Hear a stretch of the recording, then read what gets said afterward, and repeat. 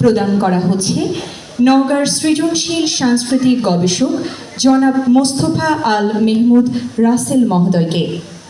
সম্মাননাপ্রাপ্ত গুণীজনের জীবনী পাঠ করবার জন্য মঞ্চে আসছে রূপকথা প্রশিক্ষণার্থী জেলা শিল্পকলা একাডেমি নওগাঁ।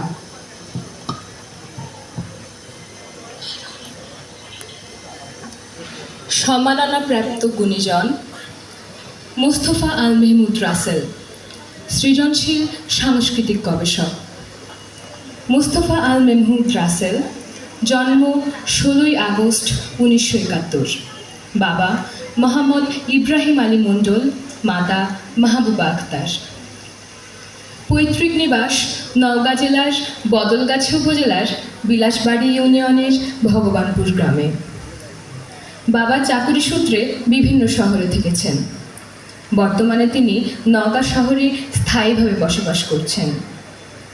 মুক্তিযুদ্ধ, ভাষা আন্দোলন, নওগাঁর ইতিহাস ঐতিহ্য নিয়ে দীর্ঘদিন যাবৎ কাজ করে চলেছেন।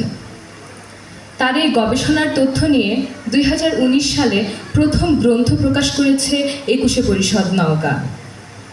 গণহত্যা 1971 নওগাঁ শীর্ষক গ্রন্থের প্রকাশনা অনুষ্ঠান হয়েছিল রাজধানী জেলার প্রেস ক্লাবে।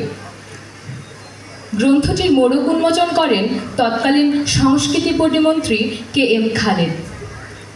এরপর তিনি মুক্তিযুদ্ধে শহীদদের নিয়ে আরেকটি গ্রন্থ রক্তঋণ 1971 নওগাঁ প্রকাশ করেছেন। নওগাঁর বরেণ্য ব্যক্তি এবং পার্বয়ালিয়া গণহত্যা নওগাঁ নামে আরও দুটি গ্রন্থ প্রকাশিত হয়েছে। নওগাঁ সংস্কৃতিজন, নওগাঁ ভাষা সংগ্রামী, সান্তাহার গণহত্যা 1971, নওগাঁয় বঙ্গবন্ধু স্মৃতি, রূপশ্রী অপেরা সহ বেশ কটি গ্রন্থ প্রকাশের অপেক্ষায় রয়েছে। তিনি 2022 সালে সংস্কৃতি বিষয়ক মন্ত্রণালয়ের গবেষণায় প্রকল্পে গণহত্যা নির্যাতন ও মুক্তিযুদ্ধ বিষয়ক গবেষণা কেন্দ্র গণহত্যা জাদুঘরের আয়োজনে মাধ্যমিক ও উচ্চ মাধ্যমিক শিক্ষা বোর্ড দিনাজপুরের সহযোগিতায় গণহত্যা নির্যাতন ও মুক্তিযুদ্ধ বিষয়ক স্নাতকোত্তর প্রশিক্ষণ PGT সফলতার সাথে সম্পন্ন করেন। তিনি গণহত্যা জাদুঘর খুলনার উদ্যোগে শেরপুর জেলার গণহত্যা, বধ্যভূমি ও গণকবরের জরিপ কাজ সম্পন্ন করেছেন। 21শে পরিষদ নওগাঁর প্রতিষ্ঠালগ্ন থেকে জড়িত। বর্তমানে তিনি সংগঠনটির সাধারণ সম্পাদকের দায়িত্ব পালন করে চলেছেন।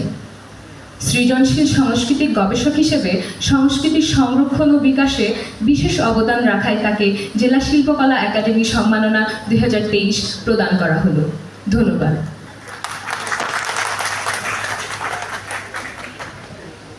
এবারে সম্মাননাপ্রাপ্ত গুণীজন নওগাঁর সৃজনশীল সাংস্কৃতিক গবেষক জনাব মোস্তফা আল মেহমুদ রাসেল মহোদয়কে বিনীতভাবে অনুরোধ জানাচ্ছি মঞ্চে এসে জেলা শিল্পকলা একাডেমি সম্মাননা 2023 পদক গ্রহণ করবার জন্য।